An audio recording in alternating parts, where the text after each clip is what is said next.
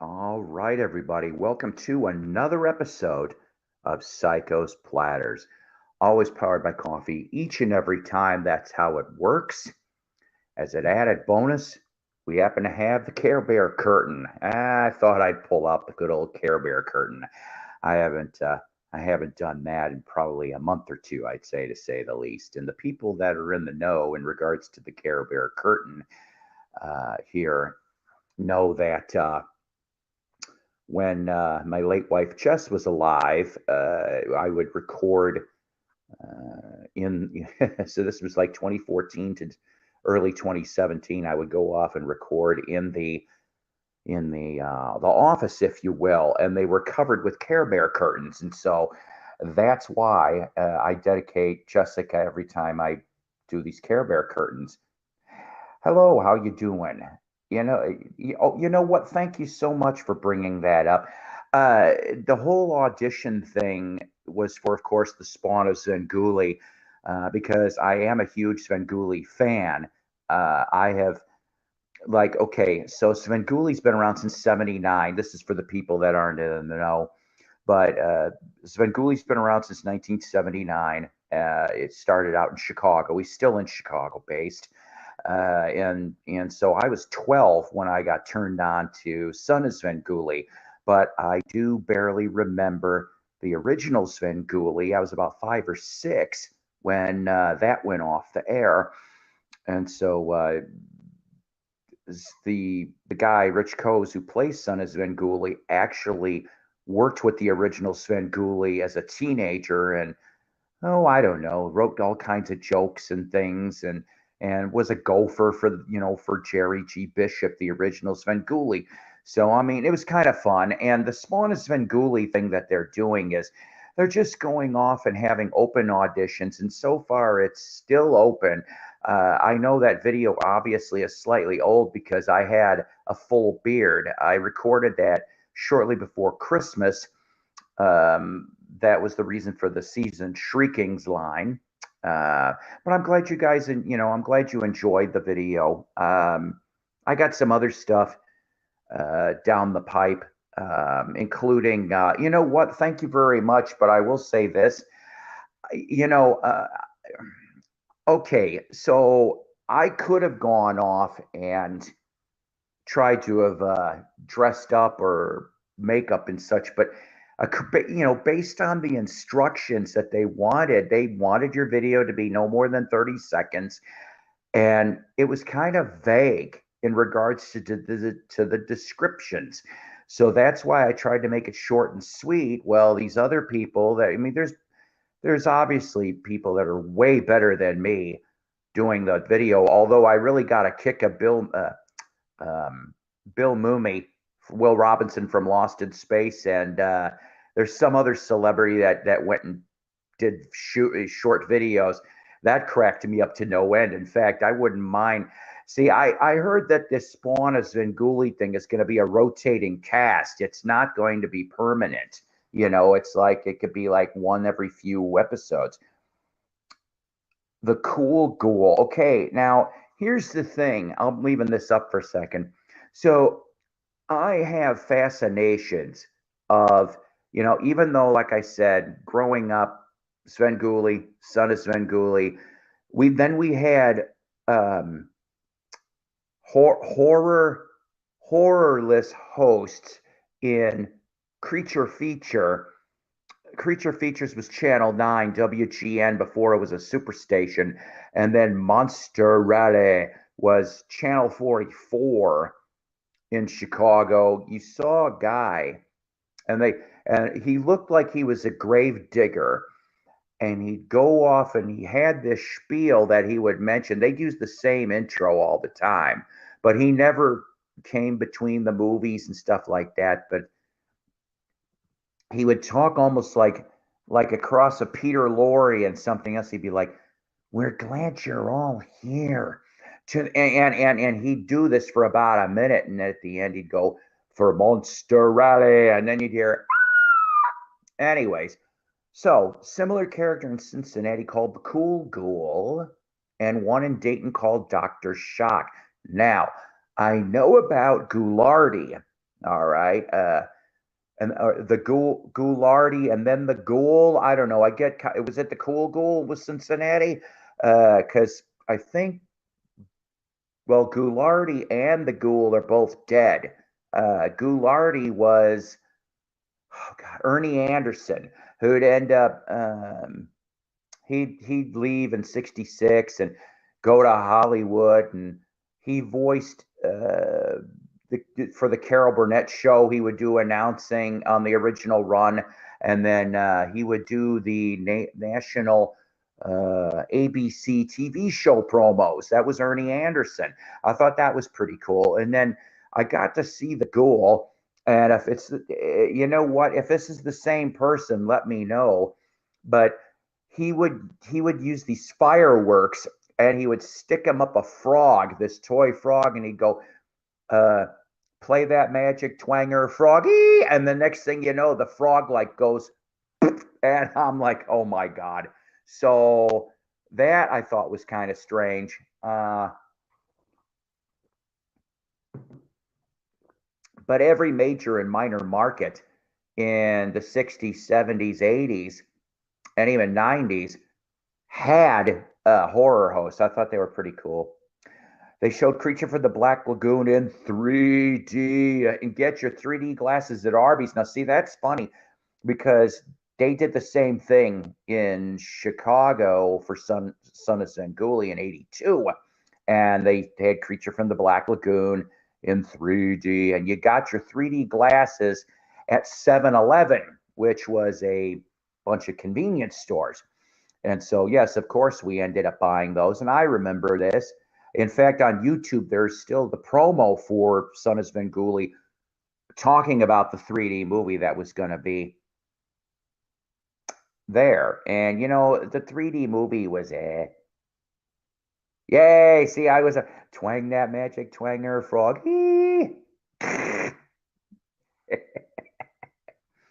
So, I'd like to thank the few people that are up here.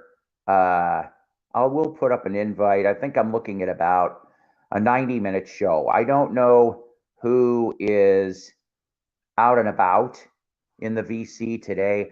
But yeah, in regards to putting up that Svengoolie audition quick video bit, which I probably should have shoved it as a short, but I don't know how to do that. I'm not going to lie. All these other people, Rachel and everybody else, knows how to do all these shorts videos.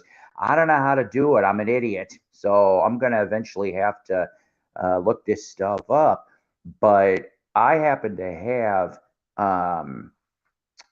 only aired once when I was on the radio 21 to 22 years back. I got what's called scoped radio shows from me being on WCRX 88.1 FM Chicago when I had the club dance show I had to do, and then I had a summer show called Magical History Tour. That's what I called it in 2001.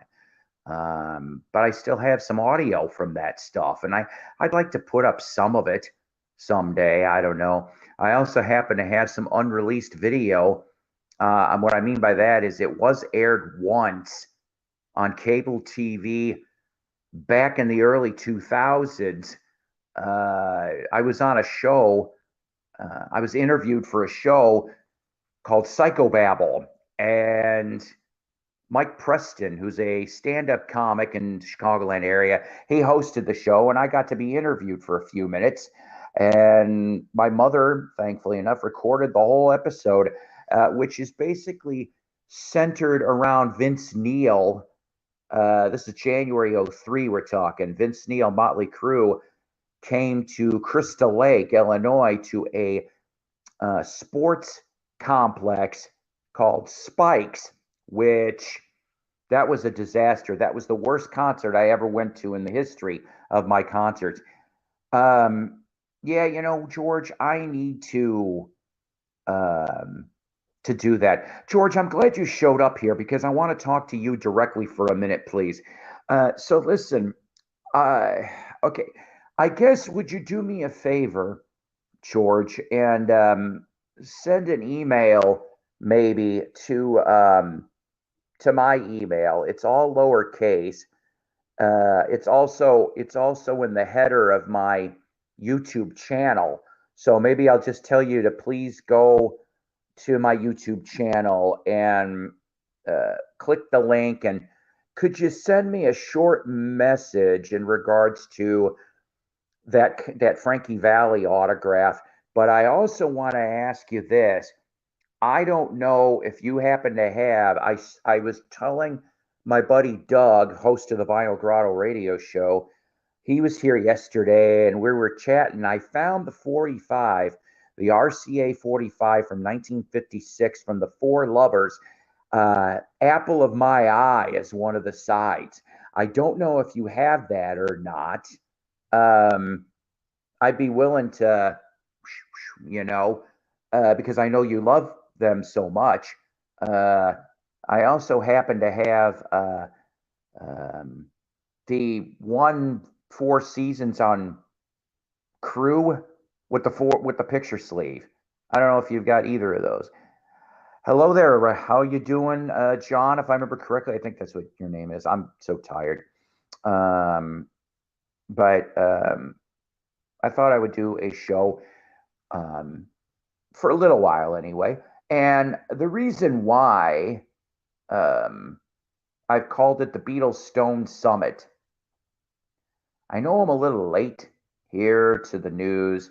I mean, Joe Mayo did it best with the video. Hi, John. How you doing?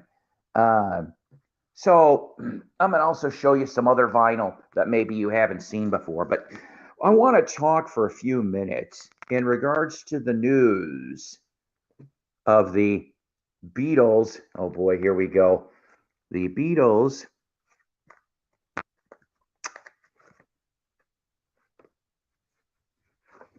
Stones Summit. And George, stick around. I got something I'm going to show you too, Four Seasons related in a few minutes. So, the Beatles-Stones Summit. What we're talking about on this is that last week, the Rolling Stones pretty much announced that on the next album, there's a brand new studio album coming out this year.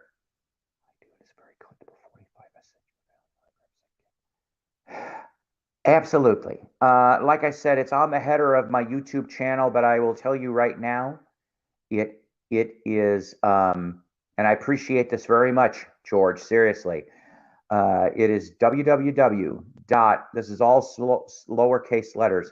PSYKO.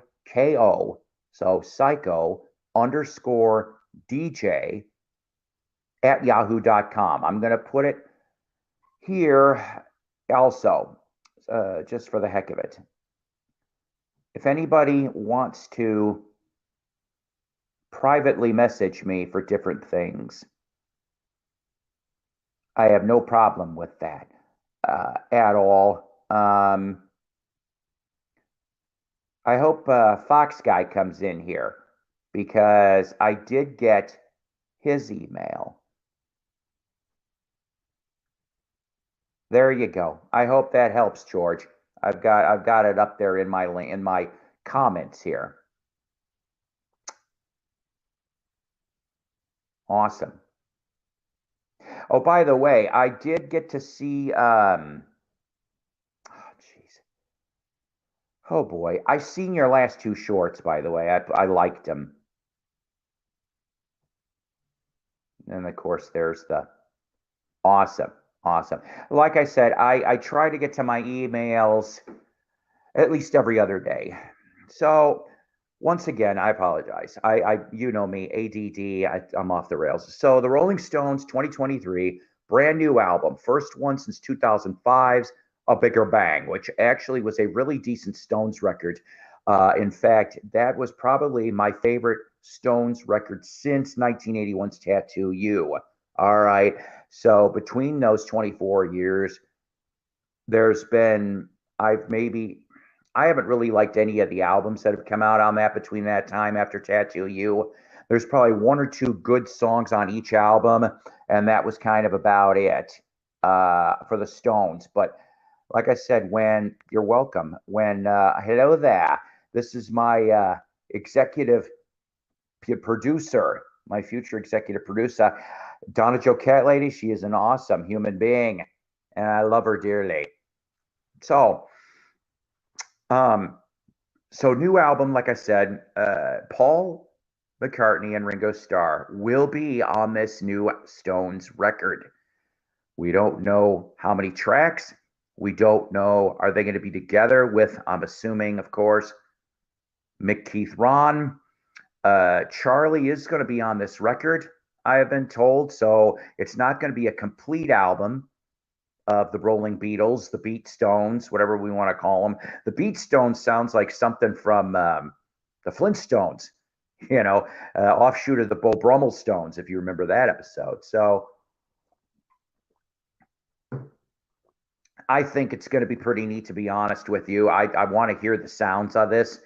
They couldn't obviously have done this any sooner, per se, but let's talk for a minute about the 5 times, pretty much, maybe even more, that the Beatles and the Stones kind of did their thing. Of course, we're talking about, let's start it off with I Want to Be Your Man. I Want to Be Your Man, an excellent little song that was half written by John and Paul when the Stones got up to him and said, hey, you happen to have anything? Please, please, please. Not please, please me, but please, please, please. And he's like, give us a few minutes. And they go to cloister off in a room and finish the song and go, here you go.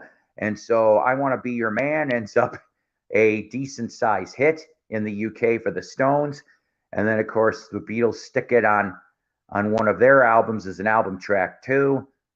Of course, I love, that's a nice Ringo number, isn't it? Seriously, I always liked it.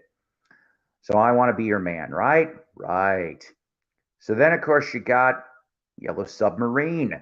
Yellow Submarine. Now, when that song was being done in 66, Brian Jones was there. Brian Jones was there. He supposedly played the water glasses and possibly did some extra sounds, but supposedly Mick Jagger was maybe in the room too. So you may have Mick and Brian in Yellow Submarine. Now, saying that, you have Mick Jagger, of course, on the All You Need Is Love.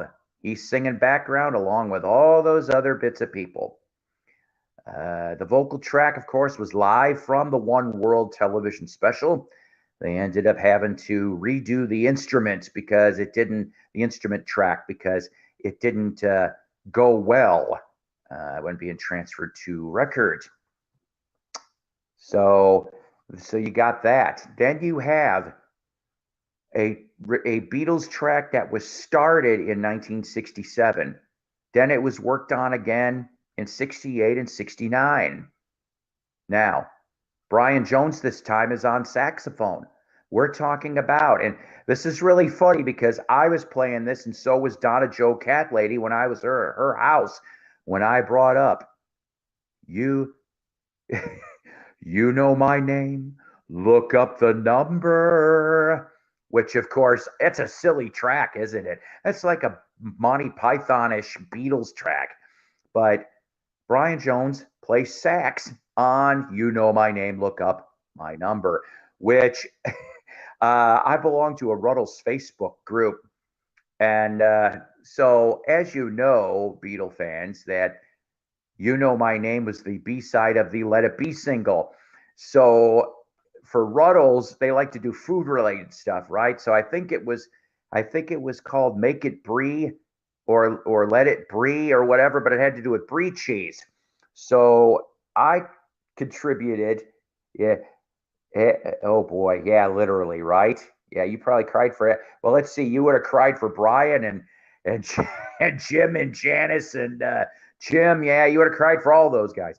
So I came up with for the flip side for Let It Brie. Yeah, right. For Let It Brie, you clogged my drain. Look up the plumber. for the B-side to Let It Be. You clogged my drain. Look up the plumber. See, and then when I put that in there, somebody went off and replied with a as like a GIF. They took a picture of the old school Drano can, and I'm going, oh my God. Yeah. So, of course, so you're talking summer '67 originally recorded, and Brian, in essence, came back from the grave to do the sax part. And then lastly, one of the coolest collaborations. I think this is great. The Dirty Mac. Oh, the Dirty Mac. Damn it. In a parallel musical universe, the Dirty Mac cut her album. They did. They did. Just a one off album, but they cut an album. December 10th and 11th, 1968, Rock and Roll Circus television special it was supposed to be, but of course didn't come out until the 90s, right? Stones were kind of pissed because the Who, in their opinion, upstaged them. I'm like, whatever. So Dirty Mac, John Lennon, Keith Richards, Eric Clapton, Mitch Mitchell. They cooked. I loved that set. And then they expanded the CD DVD. So go grab that. But they have extra rehearsal jams and stuff. I just hate the part with Yoko, and I mean, I will admit that you've got Dirty Mac with with Yoko, and then the violin player Ivor, can't remember his last name, but I liked Ivor's playing. I thought how weird that this fitted along with Yoko's shrieks. You're correct. That's right, Tony Iommi with Jethro Tull and Rock and Roll Circus, and then I want to say it was like a week later he left Tull. He only ended up doing 2 live gigs, and I think Rock and Roll Circus was the second one. But thank God, that didn't work out. Goes to go to Earth, and then, of course, Earth turns into the mighty Sabbath. So you have all that. And then, we also have, of course, 1973, Too Many Cooks. Mick Jagger, John Lennon. John at least produced the track, but they say that he might have actually played some guitar on the track. So we are not 100% on that last part. Yes, that's right, Yoko. Oh, no. And then let's see. And in '74, I still count this anyway, even though he wasn't a Stone yet. Ronnie Wood is on it. I think it's actually George and Ringo, and Ronnie Wood is on a track for Dark Horse for George Harrison. So you've got all different kinds of fun. Yes, that's right. Yeah, well, I'll tell you, I love both bands, but yes, the Beatles do overtake the Stones. See, here's the Vinyl Grotto. I brought you up, Doug, a little bit ago. Since you're here, let me show you, ladies and gentlemen, what my buddy. Go sub to him. Go sub to the Vinyl Grotto. There could be a future collaboration project together. That's all I'm saying. I don't want to jinx it. All right. And if you go back into my older channels, you're going to find a very cool discussion in regards to the introducing the Beatles on VJ thread response. Me and Doug did a great video on that. We did a 3-part video on picture discs in his studio. So go backwards and you're going to see some cool Psycho and Vinyl Grotto interaction. Yes, they are. So yes, that is his thing. Don Fagen, the Nightfly, is what he uses. But I wanted to mention though that he found for me a way better copy. This thing is like very clean, and it's funny because the copy I have, the writing is on the label too, and so's his. But this one's a lot better. So from 1961 on Gardena Records, like long hair, Paul Revere and the Raiders. That's right. And on I don't know if it's this 45 or the next one. Uh, Paul Revere had to temporarily not be with the band. Leon Russell ended up on one or two of the early tracks on 45s, and he did a tour. He did a short tour, uh, as technically as a Raider. But go figure. Yes, I love Steely Dan. The 70s stuff is the best, all the way from Can't Buy a Thrill to Gaucho. I still can't get over how Don Fagen Walter Becker made that whole apology about how Gaucho turned out. There is a you're gonna it's I can't remember what collector site it is, but you can listen to what's known as the alternate Gaucho, and you'll hear some alternate takes. And I think there's a track that supposedly was lost to the ether, but it turned out it wasn't. Somebody actually recorded it as a rough mix, so you still can hear it. Before I forget, Rachel was talking about, damn it, of course, monostones. And I've got a handful of monostones. I'm only missing a couple. But I happen to have, of course, my copy of Flowers.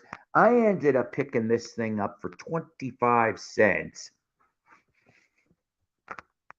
25 cents.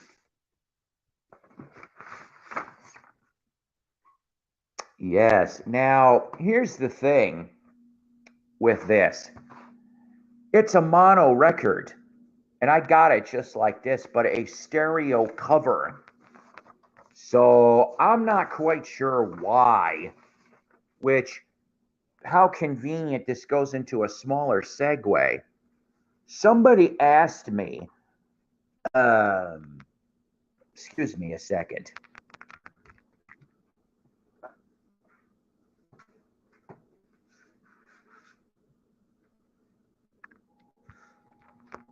Somebody asked me, because I commented over the last day or two in Rachel's stream, because they were talking the Doors.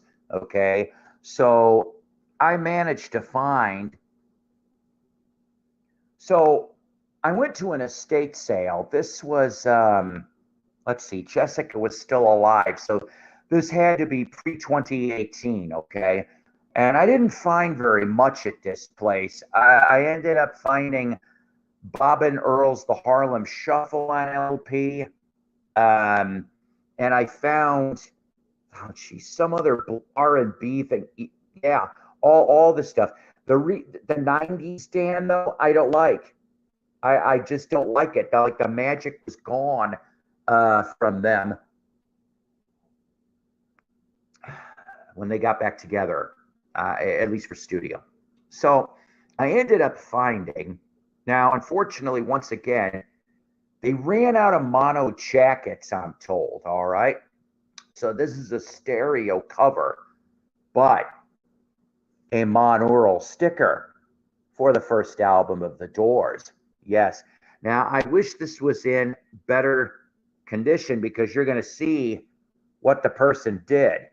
So help me, Bosco Godfrey. So help me. I'd go back in time and go, don't do it, Bosco.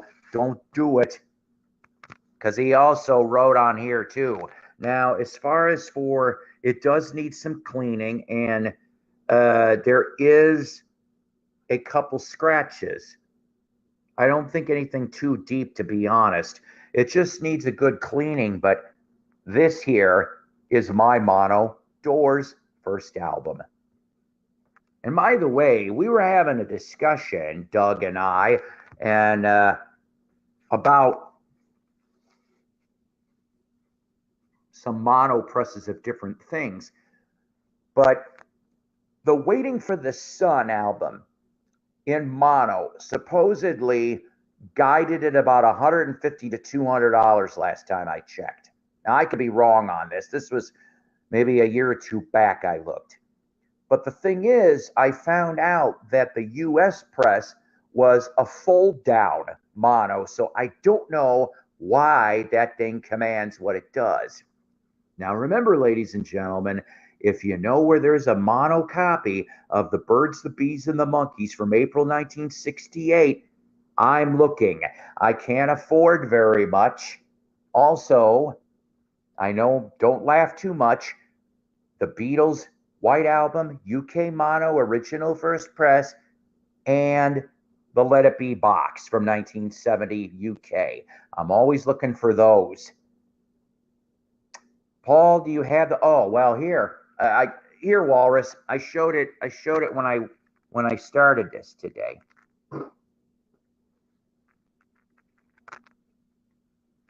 Yes, yes, yes. Original on AppGo.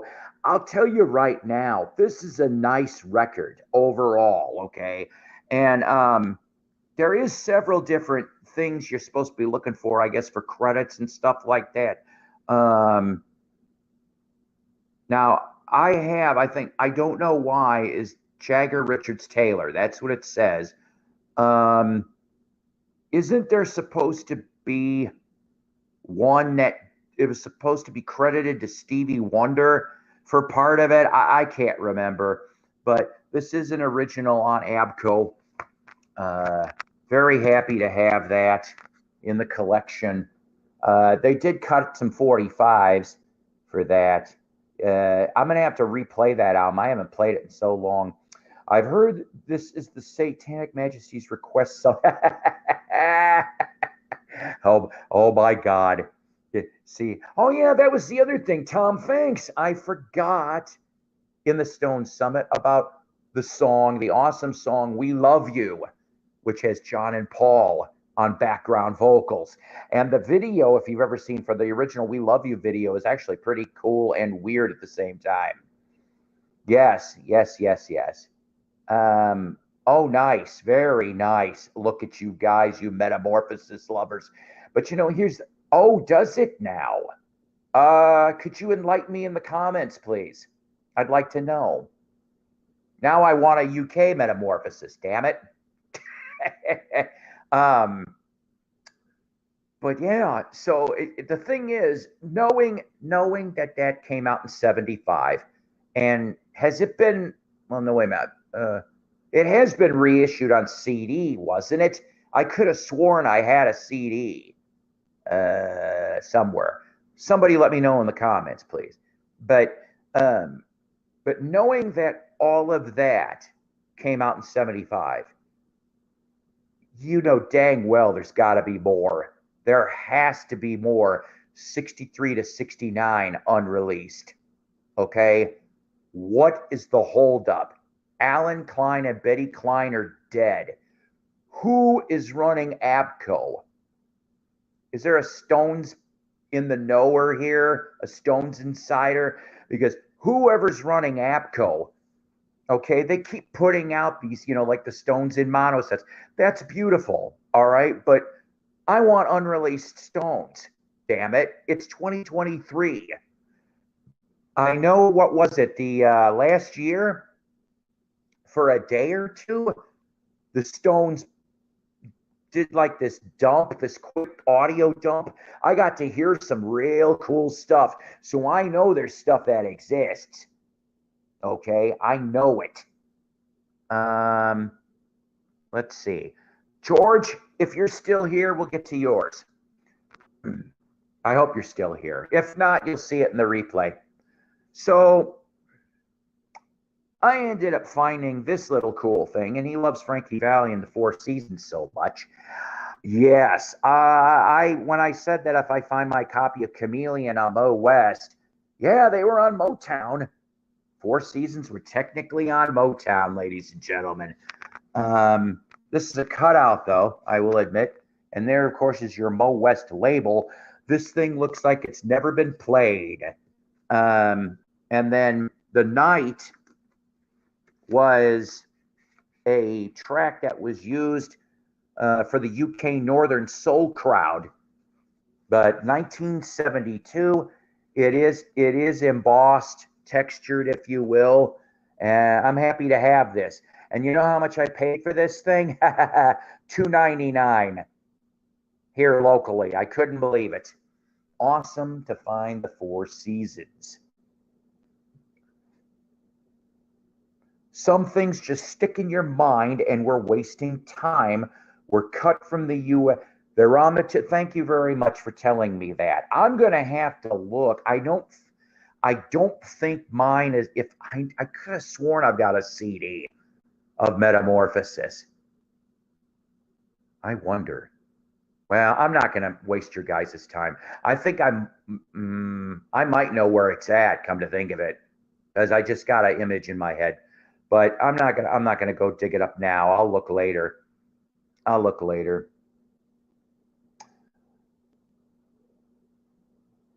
You know what? I didn't know that. Hey George, are you up here still? Is there what's wrong with Frankie? Does he have some health issue going? I mean, let's face it, guys. Most of our 50s musicians, and yes, even though Four Seasons, the name wasn't until 1961, 62, but you had some of them were in the Four Lovers, like I brought earlier, and they're from 1956. So, I mean, Frankie's been around a very long time, and we're thankful for it, to be honest with you. The 50s to the 70s stuff for with the Four Seasons was great. His solo stuff was good. Um, and then you know what? I'm a Sopranos fan. I really liked it that he showed up as a mobster, and then he got offed. I'm like, oh, Frankie Valley got offed. Oh, but yeah, him and Steve Van Zandt. I loved it. I loved him as Silvio. He was probably my favorite. I mean, I like Tony, but Silvio might have been my favorite of all of them. And he was still on life support. Oh, shit! Spoiler alert. What am I kidding? That show's been gone for 15 years. You know what, Mike? I'm doing okay. I'm doing okay. I'm kind of worried a little bit about the girlfriend and two of my grandkids. Uh, the the cold or congestion thing, if you will, is going around. I don't know if it's the seasonal winter thing or something else, but just prayers, please, for all of them. That's what we've got going here. Let's see. I got two more things I wanted to show you um, as well. I just put them off to the side because I like coming here um, with stuff.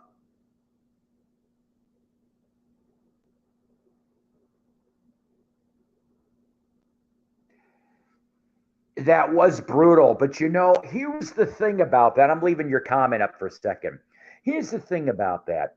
So I really kind of thought that because you didn't see her get off, you heard her, that maybe either the job would have been botched or Silvio couldn't go through with it and never said anything.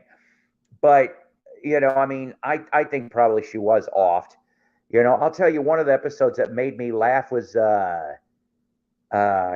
Christopher and Paulie Walnuts going after the Russian that they failed to kill. Oh, my God.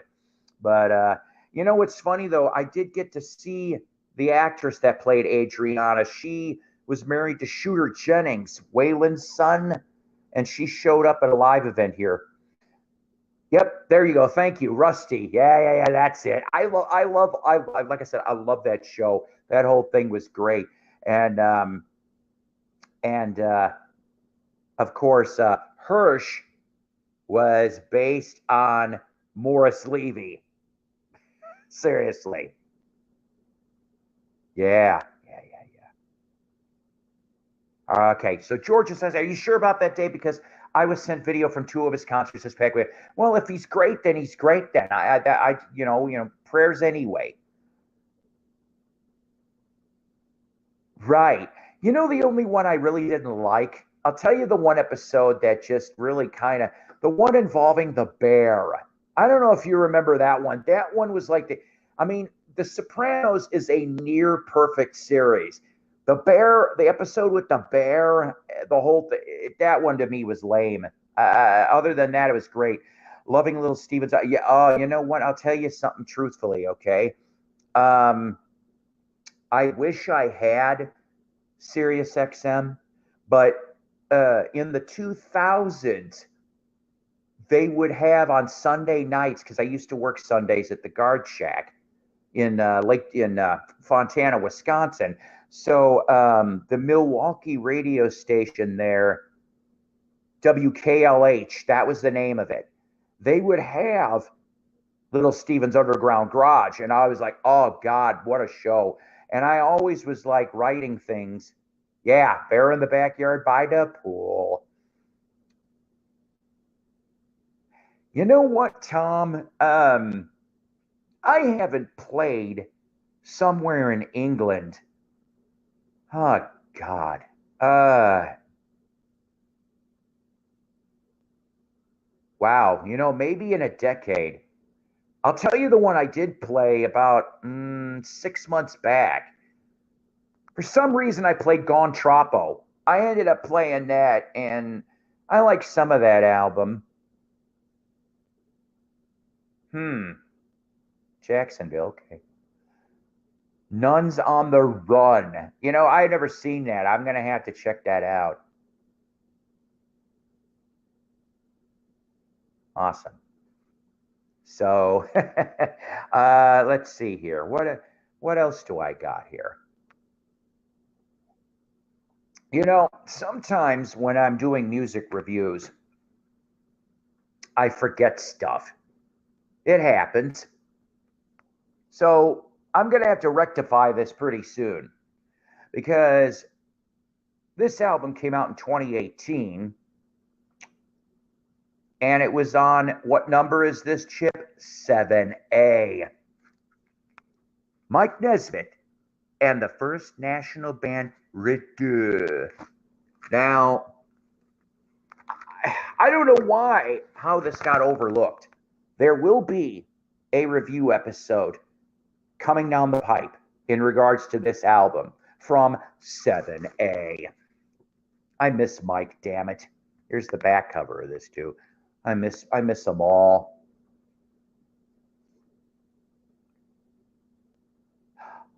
Oh, does it now? I love Blow Away. Blow Away is like one of my favorite George songs. All I've got to do is to love you. All I gotta be is be happy. You know, I even want to say I think I might have used that in a mixtape once to a girlfriend. I think. I'm not sure because it's got neat little lyrics. Right. That's right. Nope. I don't know, but it is a French word. That's right. Um, you know, when it came to Papa Nez, I really wish he would have had one last studio album. You know, like in the late tens. You know, I mean, I'm glad that they did this live album, and from what I've heard of it, it is really good. It's just I really kind of wish they could have had a last studio album, with him. I mean, I love what they did, of course, with the Monkeys' "Good Times" and the couple little songs you get on the Christmas party, but I don't know.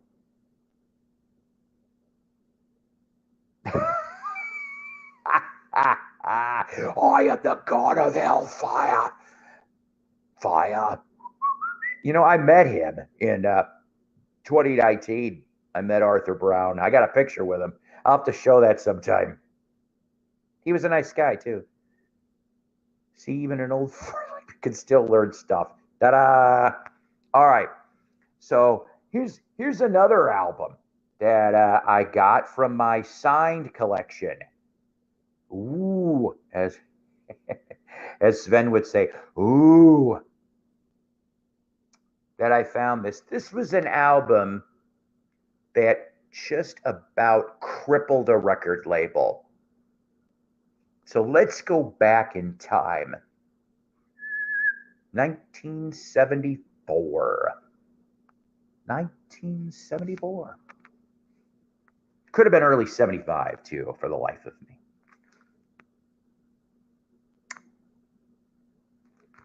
This album came out. Anybody remember coming across one of these? Here's Johnny. Yes, magic moments from The Tonight Show. Now, let me read this to you, considering that it says special 2-record set starring Johnny Carson and featuring, in order of appearance, Ed McMahon, Doc Severinsen, Jay Silverheels, that's Tonto to you people out there, Kimosabi, Bette Midler, Groucho Marx, George Carlin, Pearl Bailey, Lenny Bruce, Billie Holiday, Judy Garland, Aretha Franklin, the Smothers Brothers, Richard M. Nixon. I don't know who John Toomey is. Sorry, guys. Maybe enlighten me on the John Toomey. Did someone say Groucho? Yes, they did. Hang on a second. Now I'm really behind. Oh, yeah, that's right. He did do The Ocean. My bad. I don't have that yet. I know. It'd be like, hey, look, this Johnny Carson album's in 3D. Woo! That's what it was. Yeah, see? That album, that's right, that nearly killed Casablanca, but Kiss Alive existed. Yes, that's right. Thank you, Kiss. And I know you hate Kiss, Mike, but too bad. Someone say Groucho. Saying the sinker weren't. So who's John Toomey? I have no clue. Peter Falk, Jack Webb, Ike and Tina Turner, Lucille Ball, Lucy Arnaz, Desi Arnaz Jr., Art Fern. Oh, it's tea time. Drive 16 miles on road to the fork of the road. Pick up the fork and Dean Martin, Buddy Hackett, Jack Benny, Jerry Lewis, Joey Bishop, George Burns, Glenn Campbell, Don Rickles, Sammy Davis, and with my one good eye man, and many, many more. You have this and this, signed by Ed McMahon when I met him in 2007. I'll have to show you that picture. I have a picture with him too. Really nice guy too, really nice. But yes, so they thought that this album, because everyone loved The Tonight Show, I'm going to show you something too. This comes with, I'm not going to fold this out. I have the poster. Hi-oh! But the poster with it. And yeah, Casablanca screwed up so bad. And they were throwing them in cutout bins and returns, and nobody bought them. And they were like, uh-oh. And so that's why, yeah, Kiss Alive is what saved John Toomey. That's what I say when oh, dear God. That's right. He does not have. Did you ever get to, you know what? You mean Bozos on the Bus? No Bozos on the Bus? I've heard that album. I don't know. Oh, dear God. Yes. Yeah. Yeah. So was Hannibal Lecter. He was pissed. But yeah, so signed by Ed McMahon. Now, when I find the next one, because I actually have him, yeah, they made like 20 albums. Yeah. Oh, wow. That's a lot. I have, and here's a good one for you guys. In the mid 60s, Ed did an album on Cameo Parkway Records. Yeah.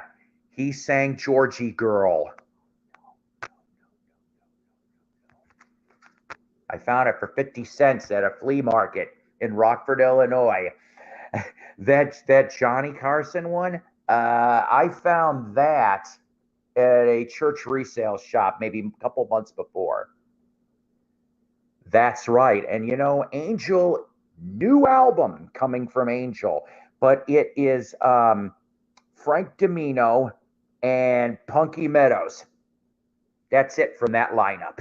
So, yeah, they're calling themselves Angel. So, new album coming out. I think it's in the spring for them. And that's nice, I like it when heritage acts and, can still make some new music. Oh, sorry, guys.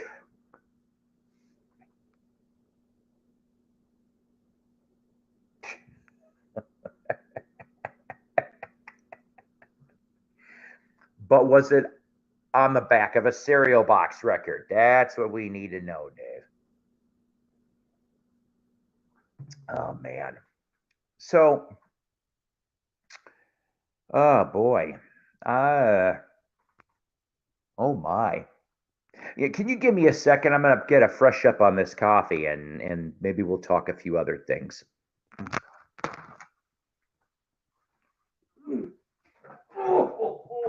Ow.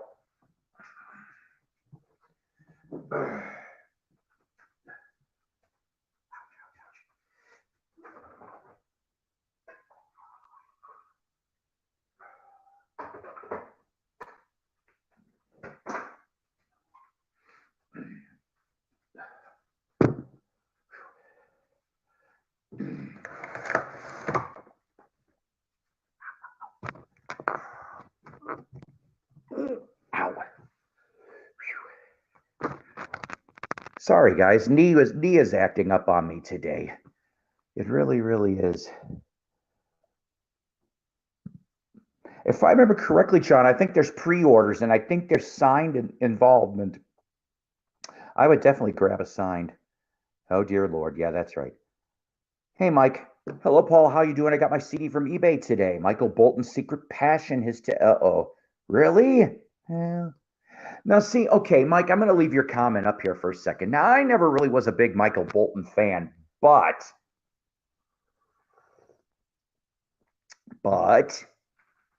I remember him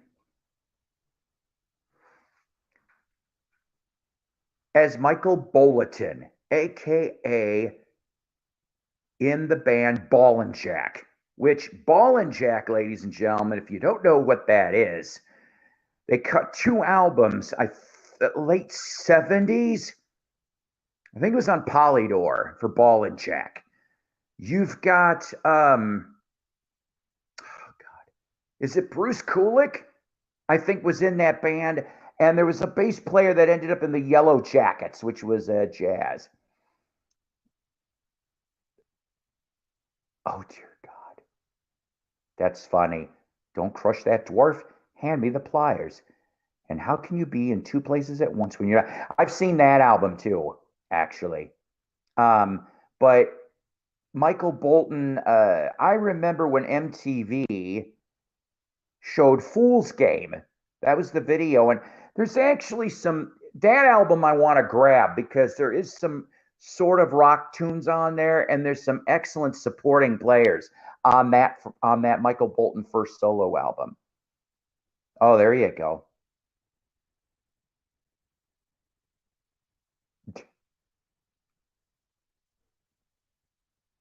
Well, see, that's cool. Like I said, I remember it was the Ball and Jack album that looked like the playing card. That's the one I had in my collection for a while. Paul, what would you rather sit through? Oh, Jesus. Seriously? Tom, oh, God. Okay. All right, all right, all right, all right. Here's my answer. Oh, boy. Here's my answer. Electronic sound, because then it's only one album. I don't have to sit through 5 albums of Rod doing Great American Standards. There, I said it.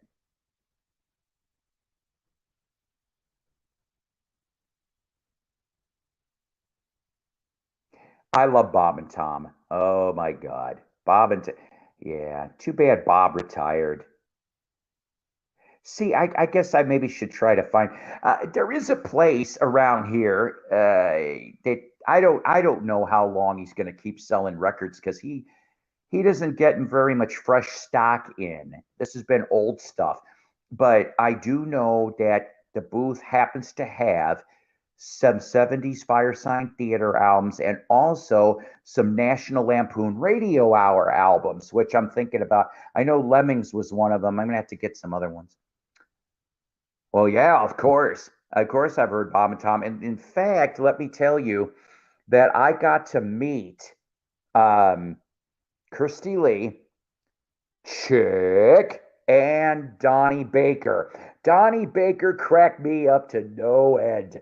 They came down here live in Fayetteville, Arkansas at the Walton Arts Center.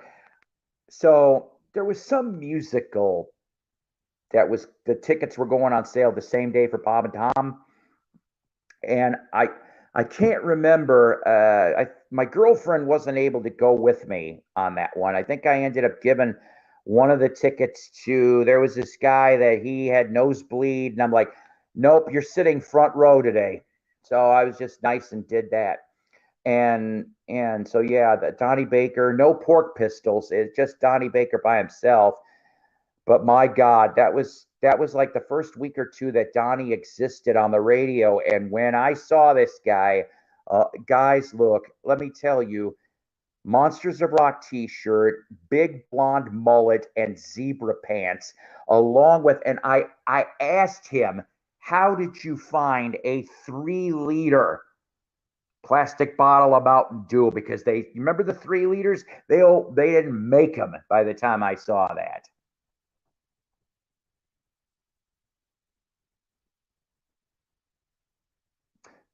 Oh boy, we need volumes.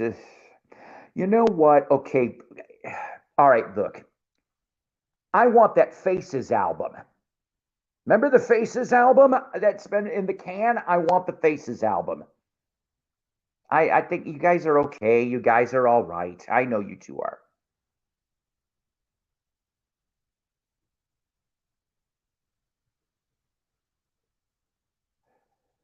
Oh no. Oh God. Hey, this week I met Ronald McDonald in a nude beach. He had sesame seed buns and he showed me his Big Mac. No respect. No respect at all. By the way, that's funny because today in 1967, the Big Mac was created. It's okay, my friend. I'm glad, like I said, I'm glad we got to chat yesterday. And once again, like I said, he's the one that got me like long hair, Paul Revere and the Raiders from 1961. Uh, there is a album that has been I I think the sessions go back 10 years for this Spaces album, okay? It's Ronnie, Ronnie Wood, and Kenny Jones, okay? But they said that in the vault somewhere there might be one or two tracks that ended up being half done or whatever with Ian McLagan. Now, if that's the case, maybe they can fix them. And but Rod did some recording, and so did the dude from Simply Red. Because if you remember, that singer ended up fronting a short tour, and they did record. They did admit that. I think it was Rolling Stone. Hello, Blockhead. Hello. Go sub his channel. Well, is it 15 songs? That's right. We need the damn album here. It's 2023. We all want to hear it. I want to hear it. You want to hear it. We all want to hear it. Okay. I I don't mind Rod solo stuff. It's just the standards. Yes, he's got a very smooth voice. I'll still take electronic sound because it's only one album of beep, beep, beep, beep, beep. Although, don't get me wrong, I do like Moog music, but I would rather hear it on the Monkey Star Collector or Love Is Only Sleeping or Daily Nightly. Yep, 56 years old for the Big Mac. And if I remember correctly, That was originally rolled out at a Pittsburgh McDonald's. I could be wrong on that. Strawberry fields forever. Paul, on a lighter note, I have two Donna Lewis CDs coming from eBay. Is Donna Lewis, I love you always forever. Da, da, da. Am I right on that? I don't know. Oh, well, of course you just put it there. You know, reading's fundamental, and I should just shut the hell up and read. I don't know. Psycho's tired. I like Rod's.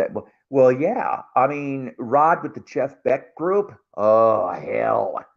I'll tell you, there was a couple good ones right there, right?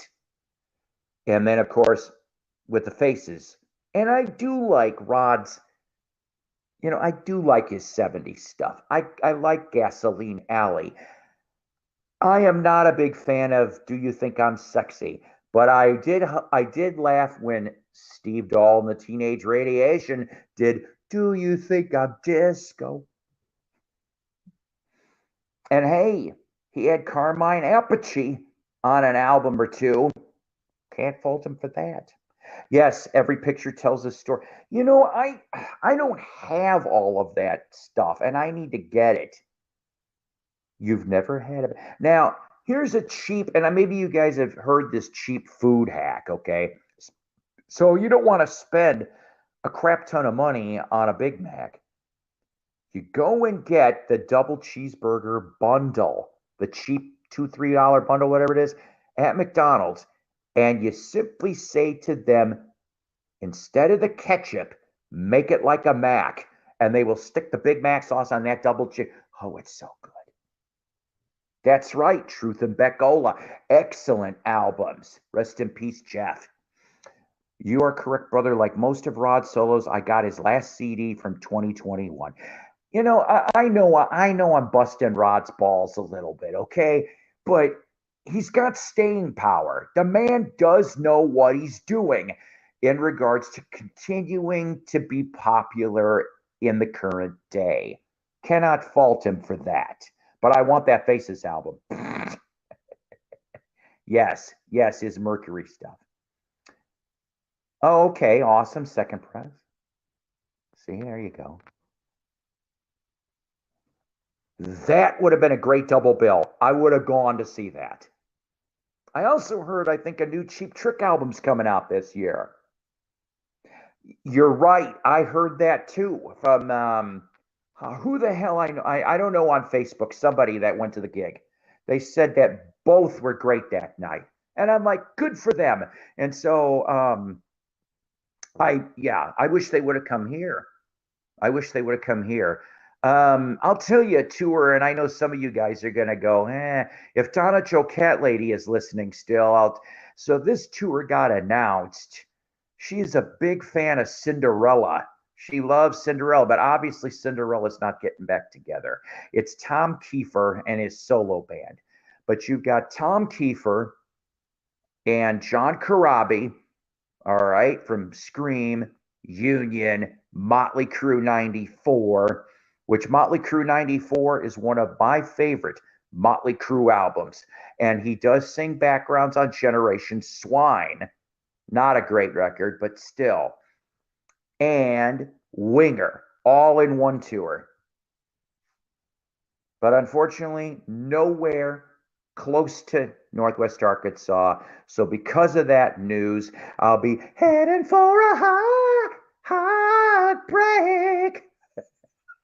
I know that was bad. Sorry. Not sorry.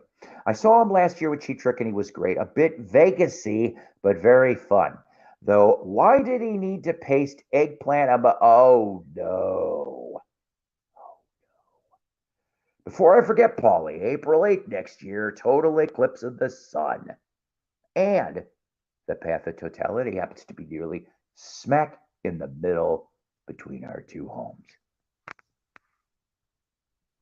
I remember the last solar eclipse. Jessica and I got to watch it through the whatever the. You know what I used to watch the eclipse? Okay, so I had about 15 to 20 of the film strips that you got from your developing, rubber banded them and looked through that. They claimed that was enough. Oh boy. Okay, all right, Tom.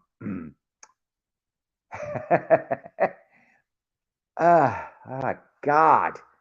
Oh man, that's neck and neck for me. Oh boy. I okay. God. So for Van Halen 3, um, look, I like Gary Sharon. Okay, I liked him in Extreme. I just didn't think that it was a good fit to be in VH. Saying that though, I like the song Fire in the Hole. No, it's not about hemorrhoids. And I sort of like Without You, even though that video is very strange. Generation Swine, if I remember correctly, has the song Afraid, which I like that one. So I'm going to say neck and neck. And Vinyl says neither. Well, I I lean more towards you. Oh, okay. But see, and here's the thing though, John. In the vaults, in the Van Halen vaults, there is another half of an album with Gary Sharon. Seriously, another half of an album that was recorded after VH3. I think it was late 98, early 99. And then Warner Brothers was like, nope. And so that's why. And the thing is that Sharon understood. He was the only one, as far as for the lead singers were concerned, that he still was friendly with the band and vice versa. Yeah, Generation Swine came out in 97, if I remember right. Um, just, if I also remember, that was the last Elektra album, I think. There was a lot of drama going around from 94 to about 98. Uh, Hell, even 2000 when they put out the next album, which was it called New Tattoo? The song was Hell in High Heels was the single for that one. Aww. Does he work there with Tommy DiCarlo from Boston? Remember Tommy DiCarlo? They found him. He did a YouTube thing. It was kind of like an Arnel Panada, except they found him working. It was in a Home Depot or Lowe's, and they pulled him out of obscurity for a little while to sing on a Boston record and a Boston tour. There should be some unreleased VH with DLR. I will tell you this. I personally heard in the days of Napster, oh boy, the days of Napster, there was a song called Independence Day. It was actually a pretty damn good song. And that was recorded in 2000, if I remember correctly, with Roth. And so I don't know what else is in that vault. But I will say this the last, like, okay, I liked different kind of truth. Okay. I just wish Mike Anthony was there. Half the album was demos going back to the 70s anyway. Bullethead, a few other ones, right? So, but I liked the two songs that were on the Greatest Hits Volume 1. I am a big fan of Me Wise Magic. I love that song. To me, that is one of the perfect songs with Roth. I really, and I do like Can't Get This Stuff No More, but I like what Me Wise Magic. I really, really do. Better than Dunder Mifflin. Oh boy. I love The Office. No. No, good songwriter, crappy singer. That's all I'm gonna say about that. Hello, Dwayne. Um, well, you know what? Here's the thing. Okay. So I can understand where you're coming from. All right.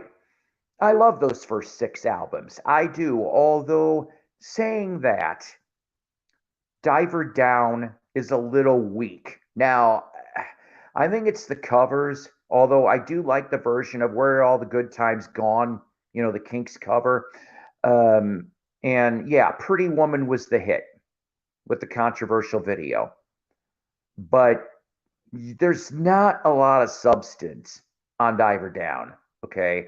If I remember correctly, that really was a slapdash because the band wanted to take a break. Eddie wanted to take a break.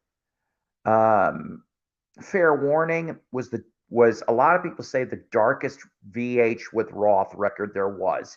And I think it was true, but I thought it was a great record, but it didn't quote sell at the time. And that was the reason why they wanted to go the other way, or should I say, David Lee Roth, swing the other way and try to get the hits. Thank you. Yes, and I do like Saints of Los Angeles. That's a good record in parts too. I got both of them on CD, and if I remember correctly, for New Tattoo, Tommy Lee was not with them. It was Randy Castile, who of course was in Ozzy for a while, and rest in peace. Randy was a great drummer.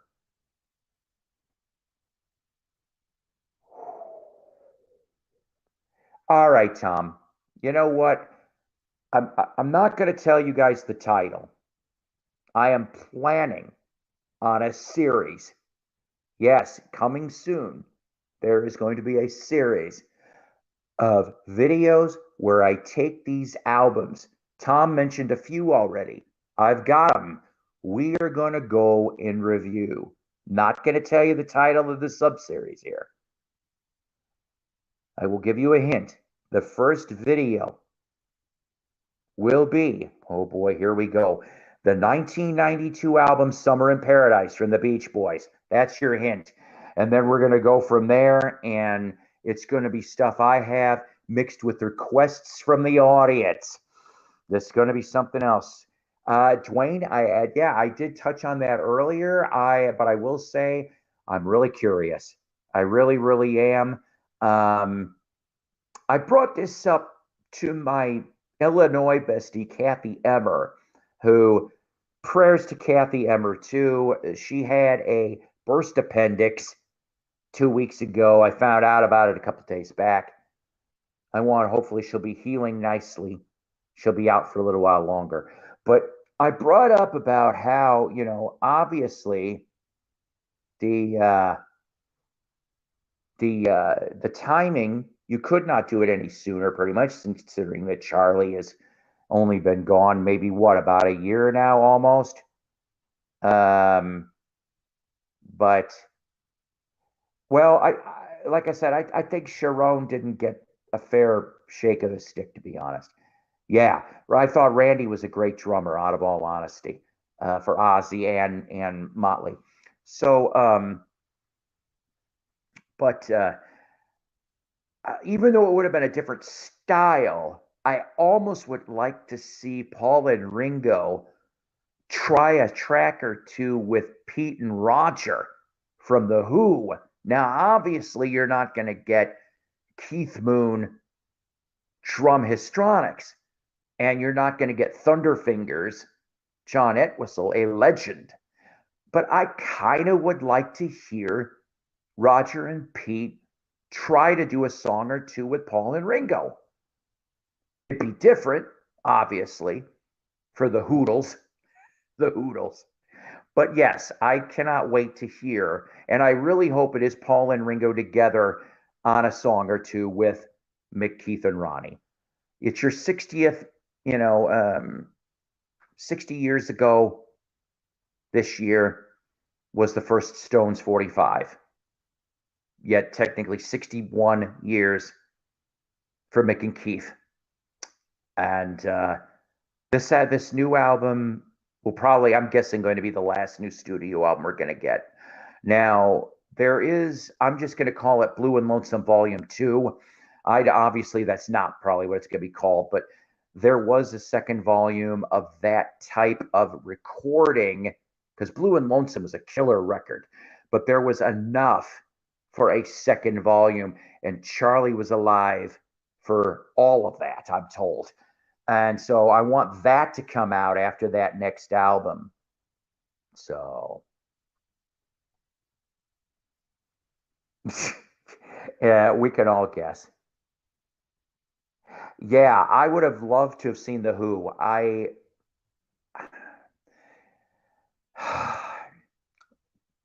The tickets in '89 were they got snapped up very quickly, Dwayne. They came to not Papa Creek. They came to Alpine Valley in in Wisconsin, in East Troy, Wisconsin, and I so wanted to go. Who was a very good album. They should probably do one more album, but no bonus tracks. The ones on the left, yeah, those bonus tracks on that Who album weren't that great, were they? But yes, the Who album I thought was, I liked that better than Endless Wire. There, I said it. Endless Wire will probably be one of those albums I'll be reviewing. The Elderly Eight, well, yeah, yeah, I mean, but I'm still glad they're here. Yeah, see, I would have loved to. Oh, nice. Nice. I know about so I knew about Simon Townsend, but I didn't know the opening act. Nice. Sorry. I didn't know that he was with the Who in 2016 though. That's cool. Who were the Rolling Beatles? I, I like that. I like that. That is funny. Um, yeah, if I remember correctly, and help me out, please, in the comments. Target, the Target edition of the CD had bonus tracks. I bought. That's where I bought my CD from. Was Target because of that. Just like when Endless Wire came out, the Best Buy exclusive at that time was the Live in Lion Lyon CD. That's why I got it. Yep, the Stoned Beatles. uh, that is when I would have wanted to see them. From anywhere from 65 to 73, I would have loved to have seen them.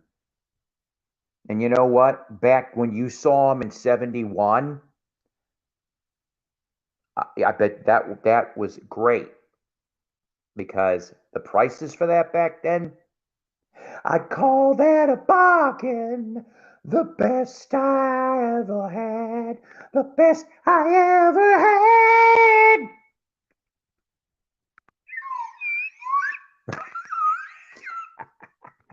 Yeah, I know. I deserve to be flogged.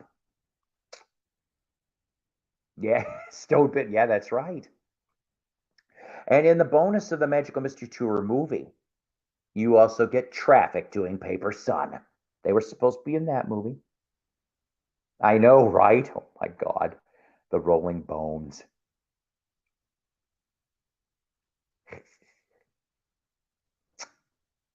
Uh, awesome. The bowling. It's the bowling Steedles. I'm going to tell you something, John. Who's Next is, in my opinion, one of the few perfect albums in existence. What do I mean by that? I put that on the record player, and except for the side ending and flip it over, I don't skip tracks. Every damn song on that album is great. Even the bonus tracks on the CD for that album, great stuff. Now, saying that, I do want to throw something out there for you guys. I, for some reason, this seems to be polarizing for the Who fans.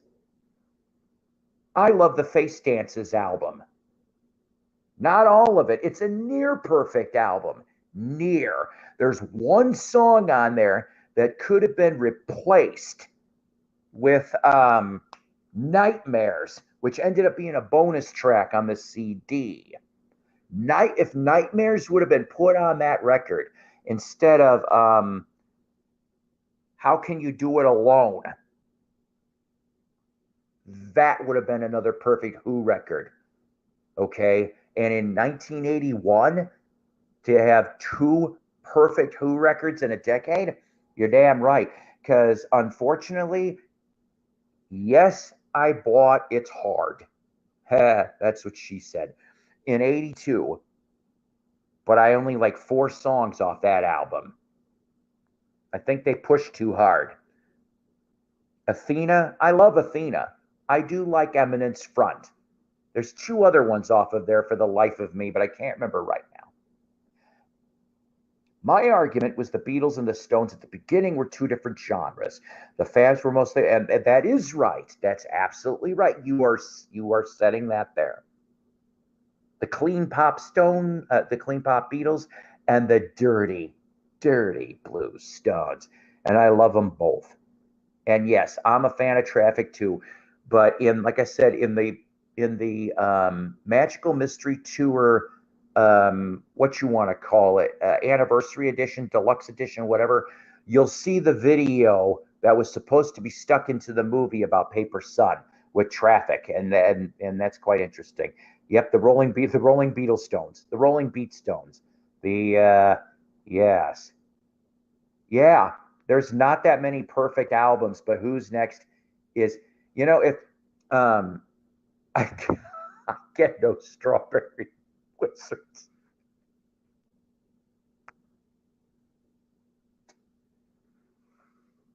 You're killing me. Yeah, I'm dying, man. Um, but yeah, so I'll tell you something. If that would be a wonderful album to have had signed, seriously, by all 4 of them, and I'm like, just to go, please, and mention to Pete that, because he's one of the all-time favorite lyricists of mine. Lennon and McCartney, Pete, all right, Mike Nesmith, because he came up with some other ones too, and Dylan. That's my 5 for lyricists.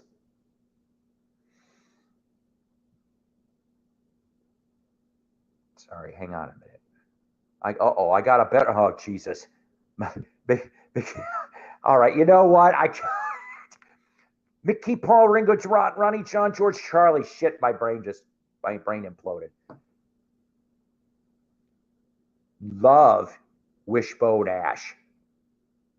John, I wish I could have seen the Ash in their original lineup. Now I know Andy Powell does the U.S. stuff, and then help me out here. One of the is it Ted Turner that does the UK Ash? I don't understand whatever happened with those guys, but I got to see Wishbone Ash in a small club in Poplar Grove, Illinois, in the mid 2000s. It was called the Chubby Rains House of Blues, and I couldn't believe they got Wishbone there, and they were on fire that night. And I got to meet Andy. I've got a picture of me with Andy Powell, and I have a signed Argus, and that is I love Argus. Seriously, that might be another near perfect album. Face Dances always gets so much hate, but yeah, I know, right? I like that better than It's Hard. I do. And what most people don't know, and it was quickly blurred, was that there was going to be another Who album made after It's Hard. Some of the demos landed on Pete Townshend's Scoop or Scooped. It's one of those ones, okay? And I think for one of the demos, Kenny Jones is even playing drums on the demo. They never made it past 2 or 3 songs, Townsend did. And They were going to get an album in 1983, they were looking at Todd Rundgren to produce it. How strange would that have been? Yeah, see, definitely. Leftover. Why not? Why not?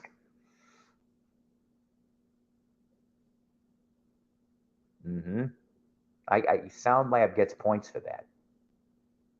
Hole in My Shoe was admired by the Beatles, but the other members of Traffic hated that Dave Mason composition. I like Hole in My Shoe. Uh, Dave Mason, of course, going back out on the road again. If he comes near me here, I want to go and see him. By the way, guys, last time I checked, the meet and greets for Dave Mason were $50. That's not bad. But Dave Mason, so this is what I would do. I would bring my Dear Mr. Fantasy record. I would bring uh, Dave Mason's Alone Together, and here comes the next one. Fleetwood Mac's Time on CD, because I want to see him roll his eyes and groan at me. I know I'm bad. That's another one on the shit list too. Fleetwood Mac's Time. See Leonard Cohen. I gotta listen to him more. I don't. Or you can't always get a ticket to ride on the magic bus. I have to think about this. Time Out of Mind. I saw him. I've only seen him once. DeKalb, Illinois, NIU Convocation Center. Early 2000s. It was Halloween of all things. He ended up playing keyboards and harmonica that night. He did not touch a guitar due to Augie Myers, who was in the touring band. Halfway through the tour, he had a heart attack, and so Dylan just took over on keys. And Augie Myers was a member of the Sir Douglas Quintet, the good old She's About a Mover. Oh, God. Yes, and I'm glad that they're still out there too. Live Dates, by the way, awesome record. I know they've expanded on that record now a bunch of times. I need to re-get John. You know what? I don't have a copy of John Barleycorn. I did. Oh God, decade or two ago. Saw Todd. You know what? I would have loved to have seen Todd with Ringo in the All Star. Yes, mine unfortunately is not marbled vinyl. You can get a reissue through the Dave Mason store.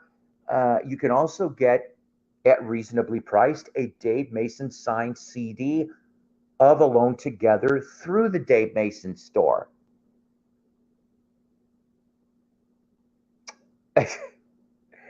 Uh, yeah, I love it. When is time getting a vinyl reissue? We need that dot dot dot classic on 180. I know, and I'm going to tell you. I'll just say this much: on paper, on paper, I thought the band stood a chance. I really, really did, till that album came out. Did you know none of that got played on my local radio in Chicagoland? None of it. Now, of course, I do have a copy of the CD. I do. The Christine songs are the only things that make it palpable. Just those. Sergeant Pepper's Lonely Strawberry Raspberry Yogurt Band. You know it's all mixed up and cultured. Uh-oh. Uh, well, wait a minute. Was it this comment or scroll up for the tragedy history tour? For scroll up for the magical metamorphosis. I'm trying to throw a Who one in there too. By numbers tour. Thanks for the chat. I have to run. Been so crazy busy today that I haven't had time to eat yet. Oh God, you better eat. Yeah, you don't need no blood sugar issues, my friend. Always good to see you, and thank you for stopping by. I'm about ready to wrap this up anyway, guys. Okay, yes, I'm sorry. Fine, paste it again. I. Oh, okay. I didn't see this. You're right. I thought their signature song was Gumper, the legendary of the Strawberry Field Kites and their Lonely Hearts. Oh my God. Oh, that mind blown again. I'm sorry, Tom. I'm not always observant. What can I say? But all right. Before I wrap this up at a nice 90 minutes here, and I want to thank everybody. Maybe next time somebody will want to come on, and visit me up here on screen, and that'd be fine. But so let's see. It is going to be March 1st pretty soon. New month, new everything, right? Right. So I'll let it be known now that for anybody that is in the Springfield, Missouri area, Sunday, March 26th, Route 66 Record Show. It is not 100% confirmed, but we'll say 90% confirmed that me, Donna Joe Cat Lady, and others that have YouTube channels here. I've already been touched. I've already talked about 5 or 6 different people that possibly this could be a mini VC summit at the Route 66 Record Show in Springfield, Missouri, March 26th. 9 to 3 is the hours. Mighty Psycho live at a record show for the first time in 4 years, ladies and gentlemen. Looking forward to it. So anybody in Missouri, East Kansas, Arkansas like me, right? All that. Maybe we all can have some fun. Maybe find some bargains and tick some things on the checklist, as if you will. Secondly, of course, Record Store Day coming up April 22nd. If I had better internet, I'd join, but I like being in the peanut. It's okay. I love you guys no matter how. I just like when you guys are here. I lost a few subs, unfortunately. I jokingly have said it was the Svengoolie Spawna Svengoolie audition video.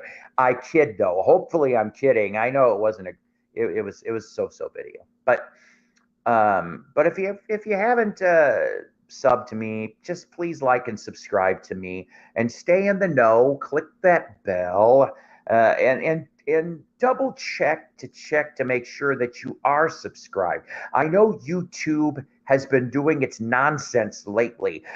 There's been other channels on here that I have not been alerted like I used to be. Maybe it's one of those things that we just have to look every 30 days to see how, if you're catching your favorite people and stuff. I love you guys out here. I really, really do. But yeah, so March 26th, Springfield, Missouri Record Show. August 22nd, Record Store Day. I don't want to promise this part yet, but I'm thinking about doing a live Record Store Day short video live at the time. There is only one album that I'm going for. One. That's it. And that's the Eric Carr Rockology LP. I have looked at some of the other stuff, but I'm just like, let's see. Oh, here's another one for you. Saturday, June 3rd in Bentonville, Arkansas. Are you a wrestling fan? Do you because I'm going to tell you there's a Comic-Con coming, and WWF Hall of Famer, oh boy, he started wrestling in 1970 and retired in 2019. That's a long time. Greg the Hammer Valentine. That's right. So Greg the Hammer Valentine will be here June 3rd in the next town over. So yeah, I think that stuff is fun. And musically inclined, I can attach this too.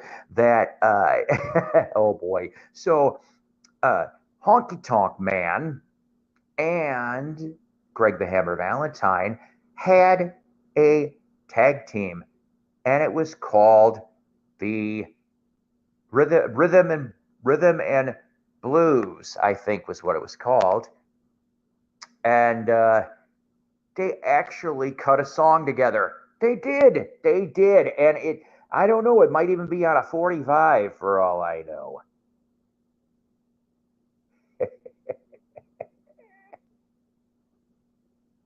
Last song parody. How can you mend a broken strawberry? AKA, oh no, yes, the Bee Gees, the Brothers Gibb, yes. But, so, the Honky Tonk Man, Honky Tonk Man. Like, oh boy. All right, guys. I love you. I really, really do. That's how this works around here. Me and my Care Bear curtain. There should be a Care Bear with like a record on him. What would you call him? Sound Bear? Kick Ass Bear? Make it like metal record. Like a record with flames on it. Ooh, that'd be something. A Care Bear with a record with flames on this. I don't know. Just saying. Anyways, all right. I'll shut the hell up now. But thanks for being on here. I thank you. The monkeys thank you. Johnny Carson, Will Ed, thanks you. And lastly, Paul Revere and the Raiders. Thank you. So until next time, God bless. Rock on. Always powered by coffee. Each and every time.